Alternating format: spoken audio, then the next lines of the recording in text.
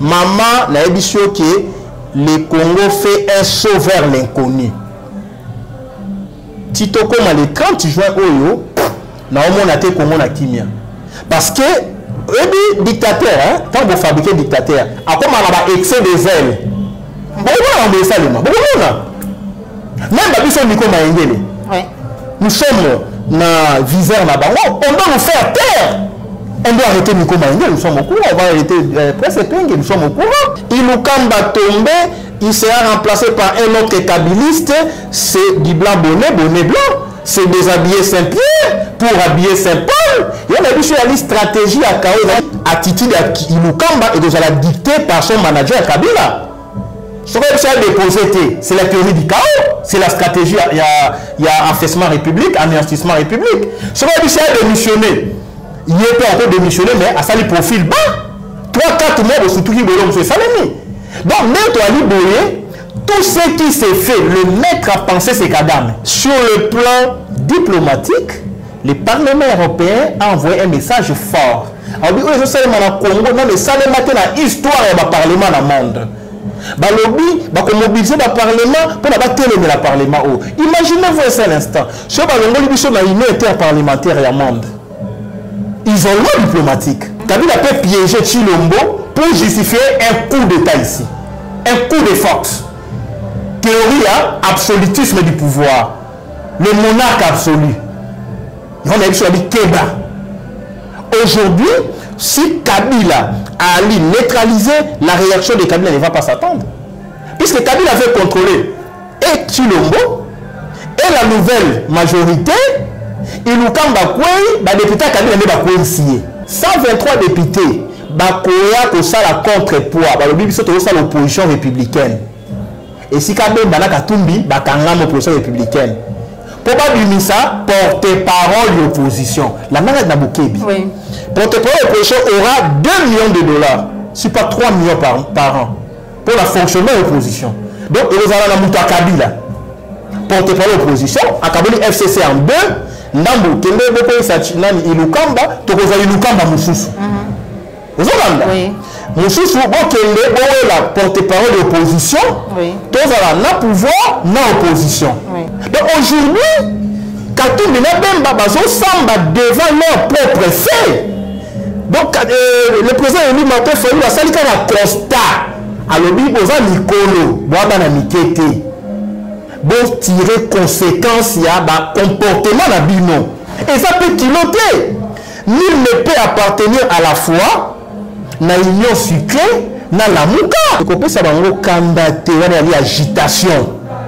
C'est de l'agitation parce que la MOCA est comme l'arrière base politique. Ce côté de Kendaki, ce que Simbite va mettre à Chitiasima. Aux Hollanda. Et ça comme arrière base.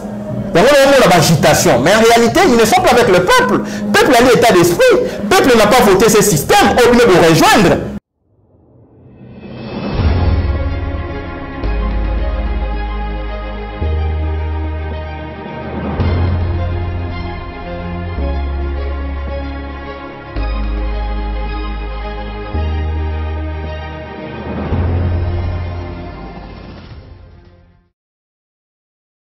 Voilà, Bandeko Balandi, Picard Télévision, la chaîne de vérité, la chaîne qui vous informe en temps réel. Vous allez belé au côté de la banda Kunabino, vous partagez déjà vidéo, tout ça déjà en direct, c'est la chaîne de vérité. Bokota belé, tout ça, Maître Nico Maengele, déjà gouvernement Ilukamba, topé Premier ministre Ilukamba, Akwei, tout ça, on a 4 émissions à Bisso.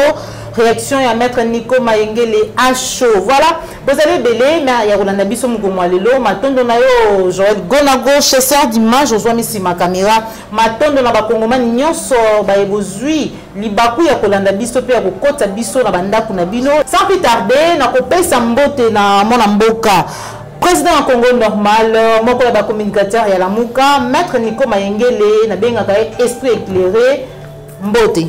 Mbote mwana mboka, mbote Mama Joël, mbote na ba combattants sont résistants dans le monde entier. Mbote na bande konopsu ya Beni Butembo au plateau, moyen plateau à Minembwe, au bazan insécurité makasi. bino wana Kinshasa bozobeta masolo ya Ilukamba kuna na est bato bakolela bato bakimi na bandako bato bamoni ba militaires étrangers bako envahir obe mabele ya Congo. C'est comme si tu vivre dans deux mondes opposés. On appelle ça bombo te na début émission pour na koyesa bango ete biso na Kinshasa to aller longo na bino so to libérer mboka kimia kozonga. Merci. Merci beaucoup Maître Nico Maingele pour nous accorder biso vraiment interview de émission ou réaction na vraiment na lombangu parce que bureau il y a bon donc ministre Lukamba Utoko y a gouvernement na yé 301 signataires 377 députés qui ont voté mais quasi 367 de batu bako ici premier ministre Ilukamba na bureau na réaction na yo Maître Nico Maingela alors akendeki kokuta na yeme autorité morale pour être azoaval ce que c'est la kende to akendete parce que d'après yé bureau d'âge oyo ezwaki to pezui excès ya pouvoir réaction na. Merci beaucoup réaction à chaud. Oui. Après que tu as assisté à théâtre, oui, ça l'a mis à l'Assemblée nationale, et allait vraiment théâtre de chez nous, et allait Maboke, ça l'a mis, bon, Monique, Ilukamba, ou allait moto à Kabila, on a combattre Tinangunga, puisque Bango de Robumimboka, 18 ans. Ou allait payer moto à Kabila, et moto à Chilombo, pour Chilombo Montano Makie, sur proposition de M. Kabila. Donc, on a les malilo. Tant que Lukamba Longo et accueilli Lubumbashi, m'ont autorisé que le Lubumbashi ali M. Félix Antoine Chilombo. Ministre intérieur, ou à l'intérim, il y a premier ministre, a signé ordre de mission à Lukamba pour une mission officielle. Une mission officielle, ça veut dire que le premier ministre a la mission officielle. Donc, Ali n'a un empêchement justifié. Oui. C'est ce que ça s'appelle, c'est ce qu'il faut comprendre. Maintenant, où est Salemi? Chilombo a autorisé le premier ministre qui n'est pas Kabila. Oyebeli à Lubumbashi.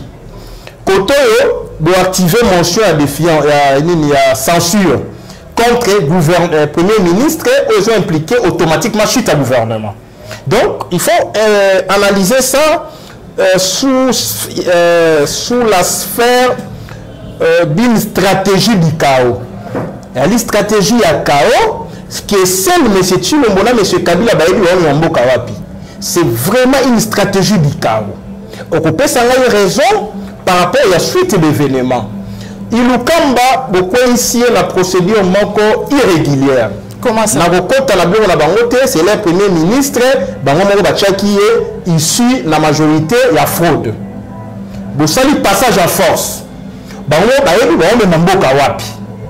Pour comprendre ça, puisque Ilukamba de voter qui est à Longwe, qui était pour entendre, était principe pas contradictoire. C'est là qu'il a une mission officielle. On suppose qu'il a été empêché. Oui. À infirmer qui M. Chilombo, pour attendre le Lubumbashi, Chilombo a autorisé. Il y a ordre de mission. Maintenant, ceux qui a ligé à Kabila na Chilombo, j'attends la réaction de M. Kabila. Comment ça? Makende déjà clair. Je voulais dire. Des stratégies. Et nous, quand il n'y a pas de réaction de Kabila, pas de réaction FCC, c'est une stratégie du chaos. Il faut comprendre ça comme ça. Qu'est-ce que c'est? Mais c'est qui ok. Il nous kamba, pour donner de l'épaisseur à M. Chilombo, à la légitimité. La béton a commis président, mais qu'on a estézo kende. Béton a commis président, qu'on a négocié na Kagame. Qu'on a apporté la zone de libre-échange. Qu'on a commis Kagame partenaire commercial et économique. Qu'on a Kagame a justifié dans le monde entier. Voilà, tu as un partenariat économique et commercial na Congo. Pillage à ressources soit avec au sein de Congo. La matière première à Iba Bomba, à côté comme on a monde comme un acheteur officiel, alors que c'est un pillard. Vous devez comprendre que c'est une vaste distraction.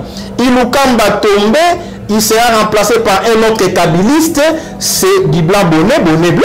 C'est déshabiller Saint-Pierre pour habiller Saint-Paul. Il y a une stratégie à chaos. Il y a une distraction cette fois-ci pour travailler pour l'intérêt du Congo. S'il vous plaît, maman. Au moins, il y a une manière de longo lié. On a déjà redevable sur le plan psychologique. Mon procédé est respecté. Pour nous, on a fait les forcing. Tu es obligé d'agir dans le sens, il y a Chilombo d'intérêt à Kagame. C'est cela la vérité. Puisque aujourd'hui, Monsieur Kabila veut faire de Tshilombo un dictateur absolu. C'est ça. Kabila se retire. Il laisse Tshilombo. Jean Mabunda, Moutoua Mabunda Ozui. Jean Moutoua Ilukamba Ozui. Tia Batonayo, Atie. Bato Kabila Pessie, Atie. Joa Sénat, Azui. Finalement, Tshilombo va se retrouver avec le pouvoir législatif, parlement na poche naye, pouvoir judiciaire avec ses juges na cour constitutionnelle na poche naye, pouvoir exécutif na poche naye. Donc il devient un monarque absolu. Et ça va justifier sa chute. Chute par inaction de force ou d'envergure, chute par un soulèvement populaire. Donc ils ont préparé, ils ont dit bazo tindikae yango kakinani chala mwana embi sala attention ozako kende ngulu. Donc c'est ça. Donc un chef de l'État entre guillemets ne peut pas avoir le contrôle de tous les pouvoirs d'État.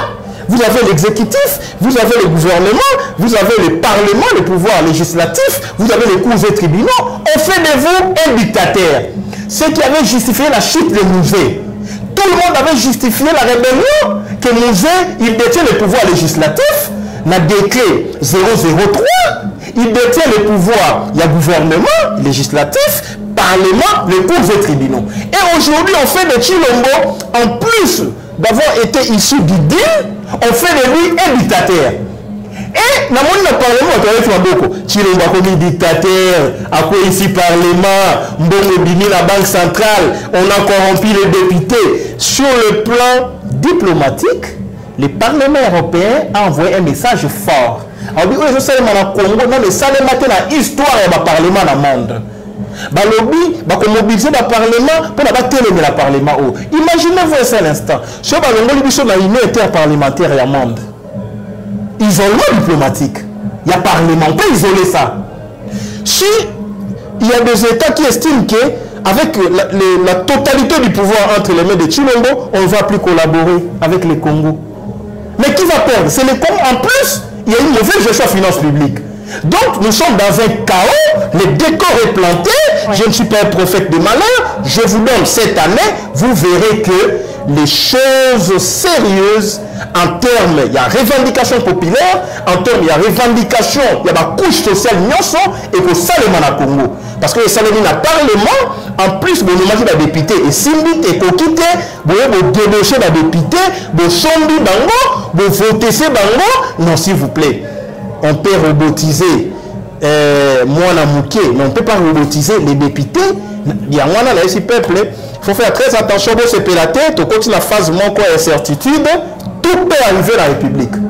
Merci. Est-ce que à part le Parlement européen où il a constaté que non quand même que non le lingue Assemblée nationale n'a pas besoin de kumbe la makambu et tu as ça la mokili et tu as ça la manamokilité mais kasi ah peut pas que la violation article 19 il y a constitution ils allaient bongo pour nayo attends que mutami beko violation article 19 le minimum. Non normalement pe sengela qui la présence naie Lukamba. Ce qui est sengeli babeta masolo na ye bakoisa bureau na ye sengela ki yazala mais c'est salami yazali te yango nazali ko ba ete atako soki basali yango peut-être ça justifie aussi absence na ye akende ki po ebi ete mibeko lobby que ce qui yazali te bakoki ko siéger te pour na kolobela maetali ye soki Lukamba soki mais c'est Tshilombo ya beto Lukamba zalawa alinga autoriser ta le Lubumbashi c'est une vaste blague. Donc, le moment où Kabila a un plan caché, Tshilombo a un plan caché, Kabila donne des espaces à Tshilombo, il le pousse dans la moto pour un coup fatal peut-être. Il faut faire très attention. Mais j'attends la réaction de Kabila. Est-ce que si on est un homme normal, bah ici, Janine Mabunda, à l'autre côté. Bah ici, Lukamba, à l'autre côté.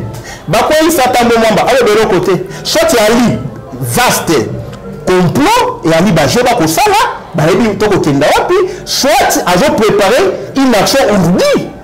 Ça veut dire il faut qu'on keba. Ça veut dire il faut qu'on keba parce qu'aujourd'hui, je vous l'ai dit, ce qui s'est fait dans le Congo, il faut zala naïf pour penser que M. Chilombo anéantir Kabila. Il faut être naïf. Il faut être naïf. Quels sont les éléments que personnellement qui a jusque-là anéanti? Premier élément de réflexion, Chaka motion de censure contre Ilukamba, aucun ministre n'avait démissionné. Bon, on a Kali. Deuxième élément de réflexion, système à M. Kabila, il y a qui basé dans l'occupation, il y a Rwanda, dans l'institution d'Abisso. Le Kabila, M. Chilombo a renforcé la coopération dans Rwanda. Bon, on a qui la délégation rwandaise avec un message particulier à Kagame, contenant un message entre les bien motés. Troisième élément, vous allez comprendre que tant que Chilombo a sali l'accord de coopération commerciale et économique dans Rwanda, il a dit qu'il veut légaliser les pillages de ressources dans Rwanda. Quatrième élément, Kabila ne peut pas être neutralisé tout en état en liberté. Tous ces caciques en liberté, Kabila joue le député à Tindeli Chilombo. Le député Kabila a Kabila au lobby, Tokei et pas à Chilombo, Kabila a Tindeli Bissomène dans le lobby pour NATO aider à réussir le mandat. Ok? Si on a schéma, c'est Kabila concevoir que Chilombo faut réussir le mandat pour allouer le mandat à Nibalé. Quand il a la CENI, il a la Cour constitutionnelle, pour Kabila article en Mboka sous 10 ans. Parce que c'est un partenaire sûr et fiable. Rwanda. Donc on peut distraire tout le monde pour allouer un deuxième mandat. Voilà l'hypothèse où M. Kabila lui laisse de l'espace. L'hypothèse, il y a piège. Kabila peut piéger Chilombo pour justifier un coup d'État ici. Un coup de force. Théorie à absolutisme du pouvoir. Le monarque absolu. On a vu sur la Keba. Aujourd'hui, si Kabila a neutralisé, la réaction de Kabila ne va pas s'attendre. Puisque Kabila veut contrôler et Chilombo et la nouvelle majorité, il nous va député Kabila ne va pas ici. Est-ce qu'on a une réflexion dans l'ail? Va voter 367. UDPS, la INC, la député va l'équipe 50 T. La député, il y a M. Bemba, M. Katumbi, va l'équipe 80 T. Je peux dire même l'équipe 100 T. Hollanda. Donc plus de 200 députés vont voter par Kabila. Avec quel chemin? Le même député va voter par Kabila va revendiquer primature Yango. On va nommer Premier ministre de Kabila. Deuxième élément, Kabila veut contrôler y compris tout le monde, y compris l'opposition. Deuxième élément, au moment où il y a eu 123 députés dans la Libanda. Tout le monde dans la Libanda va être Kabila. 123 députés, Bakoya ko ça la contrepoids, ba lobi biso to ça l'opposition républicaine. Et si Kabila na Katumbi, bakanga l'opposition républicaine. Pour pas dire ça, porte-parole de l'opposition. La manette n'a Bokebi. Oui. Porte-parole de l'opposition aura 2 millions de dollars, si pas 3 millions par an, pour le fonctionnement de l'opposition. Donc, il y a la Mouta Kabila. Porte-parole de l'opposition, à Kabila FCC en 2, Ndambo, Kende, Boko, Sachinani, Ilukamba, Tokoza Ilukamba, Moussousou. Vous entendez? Oui. Moussousou, Kende, Boé, la porte-parole de l'opposition, oui. Tokoza na pouvoir, na opposition. Oui. Un autre élément de réflexion, il y a un poste dans le bureau. Au moment où il va précéder Chit et Ilukamba avec l'élection à bureau. Et ça a hasardé. Pour la raison. C'est un complot. Oui. Ça veut dire, quand on a l'élection à bureau, mon président de l'Assemblée, Mouta Kabila, premier vice-président, on peut ça soit UDPS, soit Balien à Bango, la Mouka, ou déjà pour constater que au compte à la union sacrée et la question de la Mouka au communiqué à Fayoulou na Tongo. Oui. Si Ben Banaka Tumbi, Bino peut démissionner avant qu'il soit sanctionné Bino. Donc c'est ça le nom dit. Maintenant, il y a un deuxième poste, deuxième vice-président de l'Assemblée nationale. Ça revient l'opposition. FCC a puisque la majorité de l'opposition. Bon, on a son poste dans le bureau. Donc FCC aura président, vice-président, FCC élargi, hein? Président, vice-président, deuxième vice-président, rapporteur, questeur. Bâtonnier soirée à Kabila, Nabarat. Aucune opposition a dit porte-parole. Aucun président de la République dit non, mais c'est Chilombo Kaka. Finalement, il contrôle tout. Et c'est Kagame qui est derrière ça. Il y a un message spécial à Kagame et tout éviter. Est-ce qu'il y a là qui n'a Ilukamba quoi? est-ce qu'elle a été nandimi bacha nyembo d'arcade? Est-ce qu'elle a été nandimi na pesi caution na ticket la bureau? Pour la ligne avant une élection au bureau, c'est une délégation Kadame. Pour la ligne avant passer l'élection, il y a mention, c'est une délégation Kadame, message à Kadame. Ça vous dit, maman? Donc vous comprenez que nous sommes dans un tourbillon, donc tellement que vague à ma casse, vous avez battu, est-ce que tout a zaté. Vous comprenez que c'est vraiment un vaste complot. Je vous dis que tu continues dans la zone, il y a incertitude par rapport à la force, il y a changement, là, la force complotiste. Parce que les forces complotistes, dans la Congo, ils peuvent profiter de ces chaos qui se pointent à l'horizon. Les chaos vont pointer vraiment à l'horizon pour faire un coup. Voilà. Les forces du changement, nous devons nous organiser avec le président Fayulu pour dresser un front populaire face à un monarque absolu. Parce que Kabila a fait de Tshilombo un monarque absolu, un dictateur. Si quoi Fayulu, l'unique salut dans les peuple. Un front populaire sans les traîtres, un front populaire sans Bemba, sans Katumbi, qui sont déjà dans l'ombre, il y a monarque absolu, dictateur, au Kabila a fabriqué et il a fait Nikiya. Voilà, Maître Nico Mayengele, Ilukamba, ancien, Bongo Premier ministre, et Sengeli à remettre démission alors que jusque-là, tu as battu à Zongi, tu as Zongi, tu as cité, à déposer, à remettre démission, qu'est-ce qui peut arriver? Mais c'est ça. On a dit c'est la réaction à Kabila pour avoir Ilukamba. Ce qui, M. Ilukamba remettre démissionner dans 24 heures, l'article 147 a constitué le lobby. Donc Kabila va remettre la démission. Tindega Zala qui va na nini na Lubumbashi, va analyser la situation ensemble. Et nous Tindega na Lubumbashi c'est M. Tshilombo. Et Tshilombo est en communication. Absolument, parce qu'il y a une visite officielle. Mais on dit un ancien président. En quoi c'est officiel? On dit un autorité morale la FCC. En quoi officiel? Donc Tshilombo considère Kabila comme une institution. Donc vous avez Ayatollah, l'autorité morale suprême.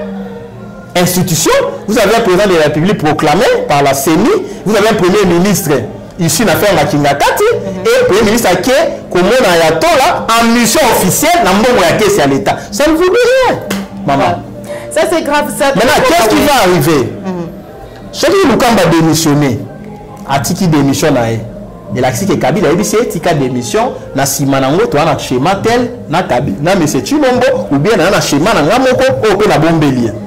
Celui qui a quitter, ils ont la dictée à Kabila. Pour M. Ilukamba, même si on a le troisième âge, nous avons un bébé. À ça, la Makambo, Kaka, Kabila a dicté. Quand même, ce qui a commencé, c'est parce que l'autorité morale, c'est qui voilà. Absolument. Le premier ministre, quand même, et vous mettez qui tant. Ils ont qui tant pour Baïba Mosolo à l'État, le programme à 100 jours, va justifier qu'il n'y avait pas un gouvernement légitime. Ils ont qui tant pour régler la situation à M. Kabila, pour avoir touché 680 000 $ par mois. Ils ont qui tant parce qu'il a fallu Kabila récupérer tous les ministères régaliens. Justice, défense, mines, finances et les autres. Il y a une distraction publique et massive. Maman n'a pas dit que le Congo fait un saut vers l'inconnu. Tito comme le 30 juin, na Congo na kimia. Parce que le dictateur, quand vous fabriquez dictateur, à comment on a excès de zèle. Même si Nico Mayengele, nous sommes dans viseur là-bas, on doit nous faire taire. On doit arrêter Nico Mayengele, nous sommes au courant, on va arrêter Presse Penge, nous sommes au courant. On a débauché des députés d'opposition. Bon, on a des députés à dynamique, mon sous va voter. Oui. Donc aujourd'hui, on veut acheter tout le monde. Il y a un jeune monde, so batindi ngai ba client na poto batindi mbongo ba consultation na ngai ba honoraire na Western Union et kolekate. Na monnaie grand et kolekate. On veut me faire agenouiller sur le plan financier pour que la somme bangai. Je leur ai dit monsieur Nico Mayengele na okufa nzala puisque même compte bancaire na ngamoko na son accès na moté. Mon propre compte bancaire. Donc vous sentez que ce sont des gens qui veulent nous anéantir sur tous les points pour que va acheter Bissot.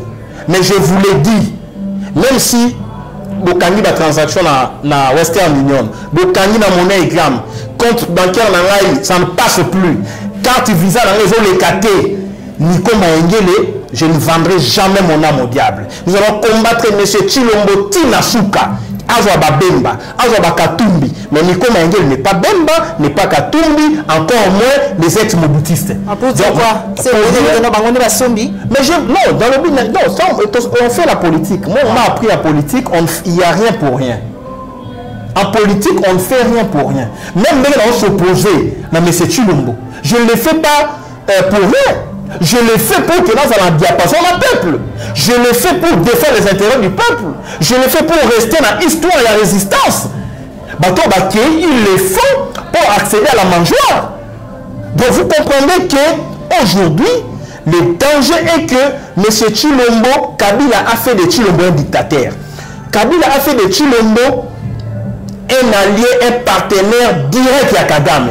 Il y a un moment, il est en retrait. Et Kabila, il tentait de manipuler tout le monde.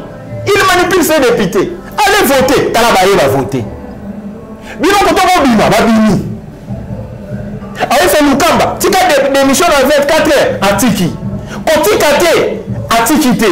Donc créer une crise artificielle. Donc on comprend que le manager c'est M. Kabila. Il y a un qui c'est Kabila. Kabila Keba. Mboko Ali a été. Tu as éclairé M. Chilombo. Mais pour empêcher qu'on ait en popularité. Puisque tout ce qu'ils feront, même si on joue Obama, ministre de la Justice, Obama, Poutine, oui. Ministre de la Défense, Joe Biden, Joe Biden, même ambassadeur aux États-Unis ou bien je ne sais pas, chargé de quoi. Avec Chilombo, il va échouer. Parce que son leadership est faible. Leadership est à la solde. Il y a un intérêt rwandais. Il y a moins. Bissot n'a éclairé. Les esprits éclairés. Il faut alerter le peuple qui est au commun une phase dangereuse. Tout peut arriver au pays. Serrons nos ceintures, dressons nos fronts, longtemps courbés pour une action d'envergure pour libérer Congo. Voilà. C'est le ticket de Chilombo. 5 ans. D'abord, 2021, il n'y aura pas d'élection. Comment ça? Finance la République, elle est pillée. Pour la schéma la théâtralisation à vie publique, on a corrompu selon certaines sources. Député, mon solo bimaka na caisse à l'État. Tant en 2022, on va dire recensement quand on est sur les lots. 2022, il n'y a pas d'élection. Puisqu'un dictateur n'organise pas les élections pour les perdre. Voilà. Merci Maître Nico Maengele, toujours une émission na biso, tolobela maetali Lamuka, Maître Nico Maengele, Bandakala, coordonnateur à Lamuka, lelo, mon amboka Martin Fayulu, tikala ki kosala tope kolakisa bana mboka lolenge nini bandeko wana bazalaki kotambola tope bazalaki ko désobéir mibeko ezalaki corriger tope ezalaki kokumba kosenga ete la respecter na baunion bazalaki na kati ya Lamuka lelo abinisi communiqué oyo kotalisa na banyimboka baunion ezalaki koleka ekasa sengi na bango ete bango moko baloba et Pessikanda, Babembiste Balamuki, Bakatumbiste Balamuki, qu'est-ce qui se passe? Pourquoi avoir attendu pendant tout ce temps pour que le bango lelo? Parce que déjà Bandakala, parce que Kotambola déjà na limiate, na lolenge ngobanite par rapport na charte ya Lamuka. Oui, le président Fayulu, c'est un homme d'État. Un homme d'État n'agit pas sous l'emprise de la colère. Un homme d'État réunit tous les paramètres à sa présence pour agir et en phase avec l'opinion publique. Oui, tant que M. Ben Malakatou Babandi démarche à Bango vers il n'a ni M. Félix Antoine Chilombo. Oui. Au même moment, le président Fayulu n'a communiqué à Tongo, a révélé dans le monde que Ngapé n'a pas ça va la réunion. Oui, mon tamaele. bakokende mpe ya M. Chilombo na baréunion koto mpe coordonnateur ya Lamuka abi nabekisa na date tel baye te nabekisa na date tel baye te obe mozito akoya ye moko nakokomela bango barépondre te nakobenga bazwi te namoni ke boza susu na intérêt te na kati ya Lamuka. Donc c'est un constat oye et se dégager na comportement oye moto oki koganga bato ya bemba batie makelele mais bakosamba na attitude ya bemba bakosamba na attitude ya Katumbi. Attitude ya Katumbi alembele nini yo ali moto ya Lamuka coordinateur ya biboya na réunion ya Lamuka tosala ta réunion ya vidéoconférence ata na téléphone mais encore on va la Lamuka. Donc aujourd'hui Katumbi na Bemba bazo samba devant leur propre fait. Donc le président Eli Martin Fayulu a sali kana constat alobi boza mikolo boaba na mikete bon tirer conséquence ya ba comportement na bino et ça peut piloter. Nul ne peut appartenir à la fois na union sucrée na Lamuka. Au cause de la théorie na pouvoir ou appelle opposition. Au cause de la théorie na lola ou appelle l'ifelo. Donc vous comprenez que le président Fayulu a devant les responsabilités. Il y a un constat. Le corps a besoin de réunion. Le corps a continué à l'union sacrée. Objectif est de partage à pouvoir. Mais objectif à la moitié a dit que pouvoir est outil na fraude électorale, to reconquérir souveraineté à peuple. Bino bolini souveraineté à peuple té. Bolini bitumba à peuple té. Bolini bobundela individu, bokabola pouvoir naie. Le corps a l'objectif est diamétralement opposé. Bon, j'ai courage à vous le battre, même si il fallait dire que va déjà. Donc, maman, je décrète RIP, retour interdit à la plateforme Lamuka. Bemba, Katumbi, Bagozongate. On dit Makate, le Fayulu a constaté que Bakena. Mais basé à la kanda pour la ligne, parce que Fayulu, Bendiste, Nabakatumbiste, Kanda pour la Likamuni. Et qu'on peut savoir candidater à l'agitation. C'est de l'agitation parce que Lamuka est comme le arrière base politique. Ce côté de Kendaki, ce que Simbité va mettre à Chitiasima, aux Hollanda. Et ça comme arrière base. Donc on a l'agitation. Mais en réalité, ils ne sont pas avec le peuple. Le peuple a l'état d'esprit. Le peuple n'a pas voté ce système. Au lieu de rejoindre, le peuple n'est. Donc aujourd'hui, Bemba Katumbi va avoir courage. Il y a le bac voilà. Moussa Nyamus y a le bac à Longwe. Vous constatez le départ. Celui qui va juter. Moni Ilukamba, démissionnaire, boy na été. Bah quoi ici? Celui qui même Mana Katumbi, bah boy. Cause la déclaration de Tolombe, Katumbi, Nabemba, bon président Mozito, na président celui va constater départ na bango. Et a prévu la charte à Lamuka. Ah, bah il va constater, voilà, retrait volontaire. Bah c'est retiré dans l'objectif la charte, bah c'est retiré dans but la charte. Bah c'est retiré la plateforme et à la Mouka, bah c'est retiré l'état d'esprit populaire. Voilà. État d'esprit à lui pouvoir illégitime. Voilà. Il faut combattre ça. Donc aujourd'hui, il faut pas monter pour sa peuple que oh non, Fayulu, Aliatika à la Mouka, tout le monde pour la vérité des urnes. Tout le monde pour la fraude et ça les machouté. Tout le monde pour ça la réforme pour la Mouka la Lindu quitter. Bino ok na ngambo, pour ça la réforme maintenant, mais c'est Chilombo, pour accompagner en 2023. En tout cas, Ndeko, s'il vous plaît. S'il vous plaît. Même Koutou Zahir, hein, et comme Congo. Lamuka Anapé. Vous faites la oh non, Lamuka est comme Lamuka Pep. Ah, bon, changeant de comboté. Chaque président Martin Fayulu les alliés Maïwana, que changeant Kabilo, qu'on va combo, que ça caparata, na bilo qu'on de sous le bail, qu'on est comme le Koundé Bembe, single la Koundé Bembe. Il est mort de la Koundé. Voilà, quand on a combo à Moïté et si Kabatou a bon Moïbali. Voilà. Même la Bible à la lobby en haut. Laissez les morts enterrer leurs morts. Bon, nous kabi bembete. Si kabi so bani koma yel tali kobika. Mototangi kombo wana akufa kala. Et si bakundie. Yangono ko mona, tango ba osala gouvernement ya moyibi et belé ba kolela. Tango ba graissement de ko salema ba ko ba songa Lamuka. Mais Lamuka ali rip.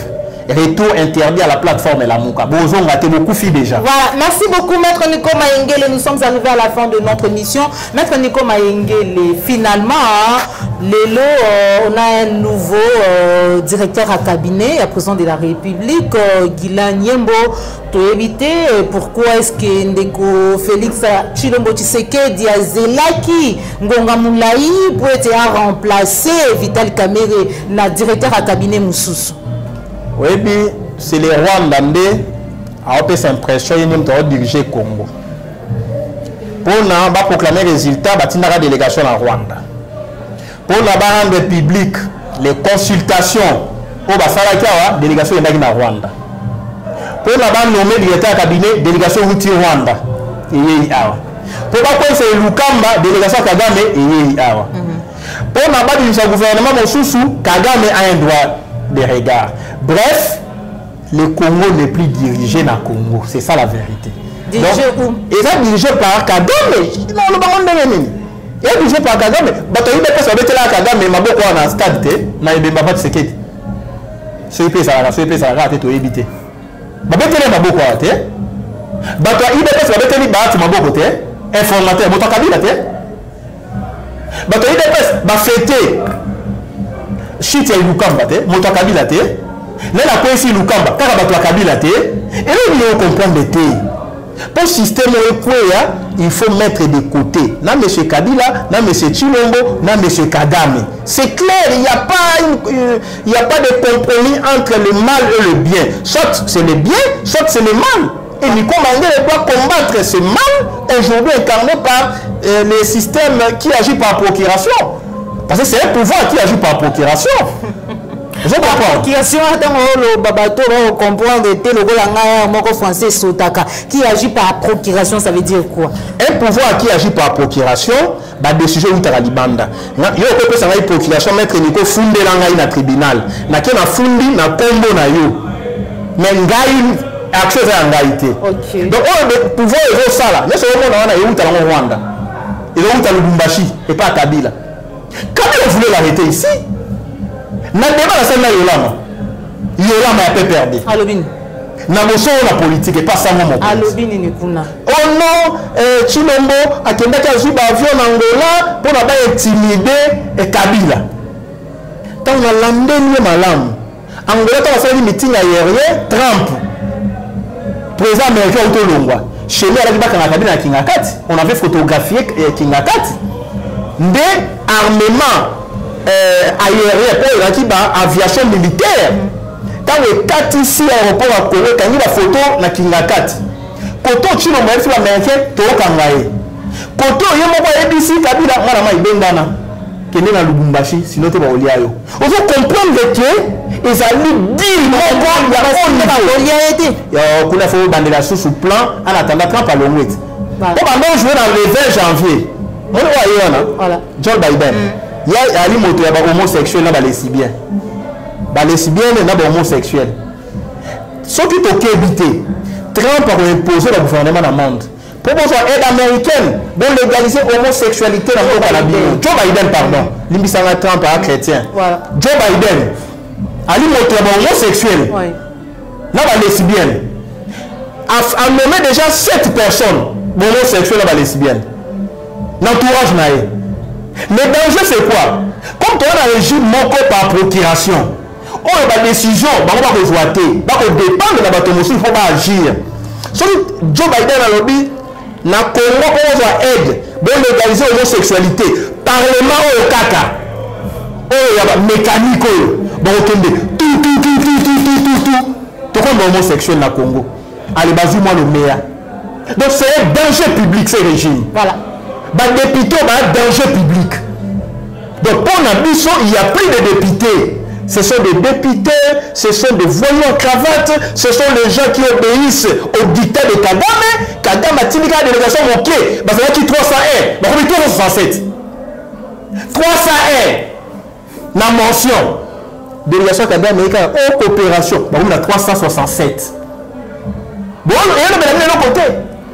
Voilà, merci beaucoup Maître Nico Maengele, président Congo normal, mon communicateur il y a la Mouka, Pengana Kobenga esprit éclairé pour nous répondre à l'invitation d'Abisso Moukolomwa Lelo, donc comme il a sous émission d'Abisso Lengue na Mutikoloba, Maton de la Congo man nyonso ba besoin qui a libaku ya kolanda biso ya kokota biso na banda kuna bino surtout ya ko partager émission o pour na ba kutaki o ba banda ki na biso direct oyo Maton na yo je vais go na go chasseur d'image aux ala qui si ma caméra Maton de sous Maître Nico Maengele to comme il a sous émission na biso numéro ya téléphone pour na ba kozana bosenga na yo message na yo na mukuse peuple congolais au moni ba député oyo Kabila Momaki au monde va continuer à manipuler bango na Congo toi sur na parlement T ça c'est Nico Maengele qui parle c'est un esprit éclairé parler les al sous-souté gouvernement ba kotia et ali gouvernement ya peuple T ne comptez plus sur ces institutions et ça la poche ya Kagame na pouvoir ya procuration ya wana moni en pleine session extraordinaire va voter loi pour ratifier convention internationale au Congo Koti dans zone il y a libre d'échange il y a continent africain pour ça qui pression à Rwanda il faut que le Congo à Kota pour la matière à libre échange parmi avantages il y a la destruction de la barrière douanière on permettre libre circulation des personnes et de leurs biens l'espace et Afrique. Donc, le Congo et le Rwanda, la coopération. Libre échange. Biso to ozwa na Rwanda na cadre de libre échange. C'est le Rwanda qui prend nos minéraux, qui pille nos minéraux, qui pille nos bois, qui pille nos espèces rares. Il y a que le côté qu'on a monde. Si quoi échange et ça, libre échange et ça. Donc le Rwanda veut légaliser le pillage de minéraux dans le Congo. Parlement, on va session extraordinaire, bureau d'âge, bureau provisoire, va voter loi dans le profil à Rwanda. Ça ne vous dit rien. Voilà. Maintenant, Nico Maengele, il dit ah, un cadre il y a FCC à l'obéité, il a déposé démission a été auprès du président de la République. Mais finalement, on est où? Qu'est-ce qui va arriver? Nous sommes en direct. Attitude à Ilukamba et nous allons dicter par son manager Kabila. Ce que ça a déposé, c'est la théorie du chaos, c'est la stratégie, il y a affaissement république, anéantissement république. Ce que ça a démissionné. Il n'est pas encore démissionné, mais à ça, il profile bas. 3-4 mois de surtout qui veut M. Salemi. Donc, Maître Ali Boye, tout ce qui s'est fait, le maître a pensé c'est Kagame. Quand je vous en parle, c'est avec tous les sérieux possibles. Voilà. On simple, on crise à 60-65. Oui. Je vais chuter par là, 30 secondes. Oui. Tant que le monde va effacer, tu le quittes, tu sali paix, c'est ce que c'est 64 sur l'élection. Tchombe gagne la majorité parlementaire. Tchombe a passé Premier ministre. Papa Kassavoubou a destitué Tchombe en nommant notre Premier ministre coup d'état Salemi. Merci beaucoup. Merci beaucoup. Numéro de téléphone, Maître Nico Maengele. Donc plus B143 84 84 86 177. Batoyi de presse go sepelate. Kabila a dit nini bossa na Chilombo. Kagame a dit comment je coacher dans l'Onyonso. Alors il faut méditer sur l'avenir du Congo. Tous à la vigilance. Tous à la debout. Président Fayou. L'air est grave. Chilombo a eu la totalité à pouvoir au Kagame maintenant Kabila va pessier. Les restes, il y a les distractions. Il contrôle le Parlement. Il contrôle la Cour constitutionnelle. Il va contrôler la CENI. Il va contrôler le gouvernement. Maintenant, il faut définir une stratégie pour défaire les complots. La stratégie, elle est simple, président Fayoulou. Il faut dresser un front populaire face à un monarque absolu. Merci, maman. Plus de 143, 84, 84, 86, 177. Bitumbe continuer. Je suis au courant qu'on va nous arrêter. Il doit tenter de nous corrompre. Simbité, on a corrompu les députés. On a un député. On n'a pas eu corruption. Mais il y a un député, on vu corruption.